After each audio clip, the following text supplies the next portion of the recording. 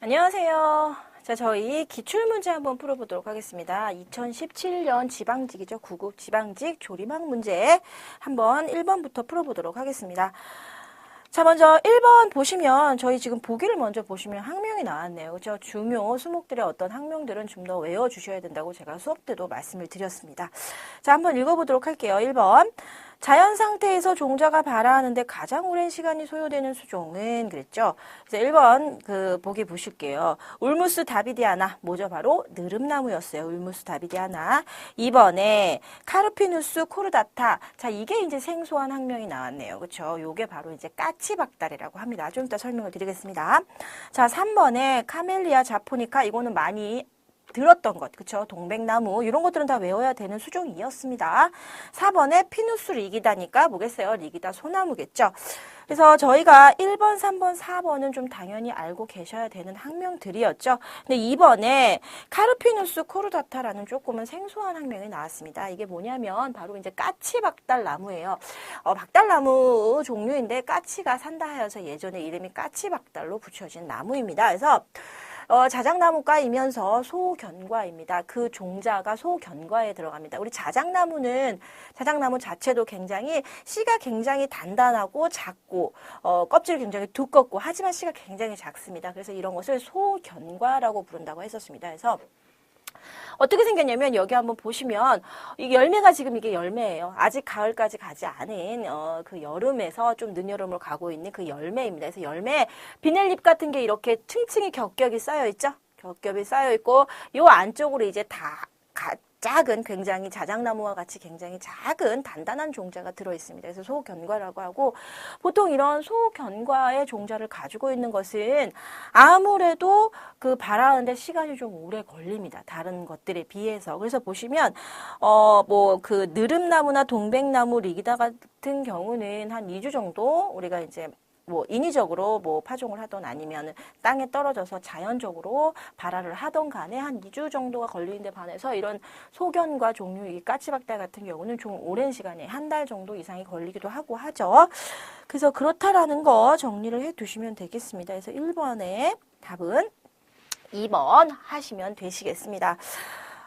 뭐 이게 또 앞으로 또 이 까치박달에 대해서 문제가 뭐 또 나올 것 같거나 뭐 그렇진 않습니다만 어쨌든 좀 문제가 나왔으니까 알아두시는 걸로 하시면 되시겠습니다. 자, 2번은 그냥 저희 프린트 보시고 풀어보도록 할게요.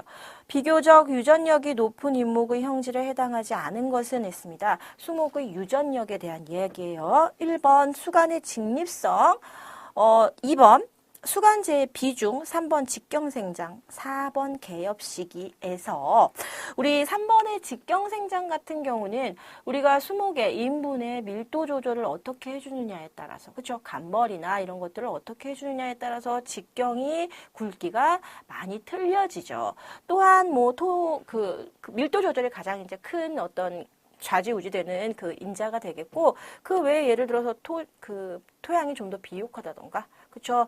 또는 뭐 토양의 영양분 상태라던가 그런 것들도 다 직경생장에 영향을 미치게 되겠죠. 그래서 이거는 유전력이라기보다는 어떤 인위적인 조절에 의해서 충분히 바꾸어질 수 있다는 얘기가 되겠습니다.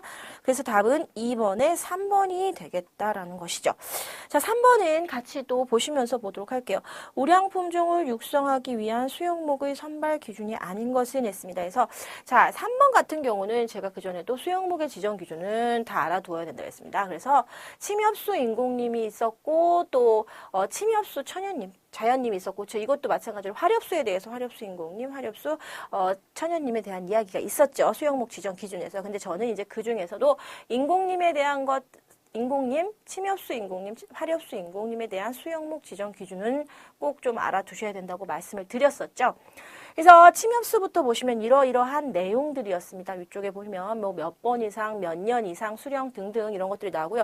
아래쪽에 가면 요런 내용, 수목 자체의 형질에 관한, 형태에 관한 내용들이 나오죠. 수간이 좁고 가지가 가늘며 한쪽으로 치우치지 않은 것, 밑가지들이 말라 떨어지기 쉽고 상처도 잘 아물 것, 심한 병해충에 걸리지 않을 것, 수간이 완만하고 곱거나 비틀지 않을 것. 자, 이런 것들을 참고하였을 때 화렵수 임금님도 마찬가지예요. 요 밑을 보면 수간에 대한 이야기, 수간이 분지하지 않은 것 하지만 뭐 중앙 이상에서 분지한 것은 무방하다라든지 지하고의 얘기, 낙지성, 가지는 어때야 된다, 또 뭐 병해충이 걸리지 않아야 된다, 이런 내용들이 있어요. 그래서 교재 이제 한번 보시면 3번에 보시면 1번에 임목의 발근율에 대한 이야기가 있나요? 뭐 발근이 잘 돼야 된다던가 그런 조건은 지금 있지 않아요. 근데 보면 2번에 수간의 통직성, 아까 수간이 완만해야 한다, 뭐 굽거나 비틀지 않아야 된다는 내용이 있었죠. 그러니까 이건 맞는 내용이에요. 수간의 통직성. 3번 가지의 특성, 아까 가지가 가늘고 치우치지 말아야 한다 등등 내용이 있었죠. 가지에 대한 내용이 있었죠. 이것도 맞는 거죠. 4번에 병충해 피해, 병충해에 걸리지 않아야 된다라는 것이 침엽수든 화렵수든 지정 기준에 있었습니다. 그래서 답은 1번의 임목의 발근율이 되겠습니다. 자, 4번은 그냥 한번 프린트 보시면서 FAO의 세계 산림자원 평가에서 규정한 숲에 대한 정의로 타당한 것을 냈습니다. FAO 뭐죠, 여러분? Food and Agriculture Organization 해가지고 FAO라고 부르죠. 유엔 식량 농업기구죠, FAO. 자, 이 FAO에서 숲에 대한 정의는 어떻게 정의를 내렸냐면, 이거는 그냥 3번. 수고 5m 이상인 나무가 10% 이상을 덮고 있을 때 우리는 그것을 숲이라고 정의를 한다. 면적은 0.5헥타르 이상인 임지, 토지이다라는 것. 그랬을 때 우린 그것을 숲이라고 정의한다라는 것. 유엔 식량 농업기구에서는 그렇게 얘기했다라는 것이죠. 이거는 그냥 정의가 3번이다라는 걸 알고 계시고 외우고 계시면 되시겠습니다. 자, 5번 한번 해보도록 할게요. 우리나라 천연림 숲가꾸기에서 적용하는 수형급 중 하층 인간을 이루고 있는 유용한 임목으로 미래목의 생육에 지장을 주지 않고 수간 하부의 가지 발달을 억제시키는 나무는 그랬습니다. 저희 이제 예제를 보시면 중용목, 보호목, 방해목, 무관목 이런 얘기들이 나오는 것으로 보아서 뭐에 대한 이야기냐면 바로 우리 도태감벌에 대한 이야기예요. 그래서 우리나라에서 1985년부터 적용하고 있는 감벌법이다. 왜 이름이 도태감벌이냐? 현재 가장 형질이 우수한 나무인 미래목을 정해놓고 그 미래목을 중점적으로 해서 나머지 수목들은 도태시켜 가면서 감벌을 한다 하여서 이름이 도태감벌법이 되죠. 그래서 미래목을 먼저 선정을 하고 이 나무에 방해가 되는 나무는 모두 벌치하는 것. 그것이 바로 도태감벌이었죠. 그래서 도태감벌은 이렇게 임목 구분을 3가지로 했었습니다. 미래목, 중용목, 보호목이다 해서 3가지로 했었죠. 그래서 미래목이라는 것은 형질이 가장 좋고 수용도 가장 좋으면서 지금의 가장 우수한 나무를 우리는 미래목으로 선정을 한다고 했었죠. 최종 수확기에 벌채될 나무의 최종 수확목이에요. 바로 미래목이. 이렇게 줄기가 곱고 피해가 없는 수목이 바로 미래목이었고요.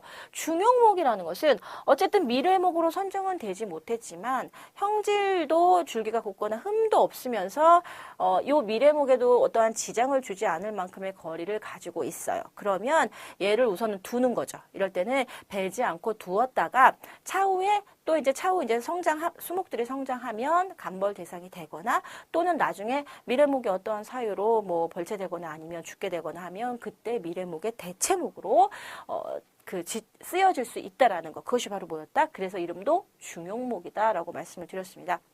자, 이제 보호목은 얘도 결국 제거하는 수목이 아닌 거죠. 제거 대상 수목이 아니에요. 하층 인간을 이루고 있어요. 보호목 같은 경우는. 그래서 미래목의 하층 인간을 이루고 있으면서 미래목에 피해를 주지 않으면서 미래목에 오히려 수간의 잔가지 발대를 억제한다거나 임지 보호 차원에서 두면 되는 수목, 두어야 할 수목, 그것이 바로 뭐라고요?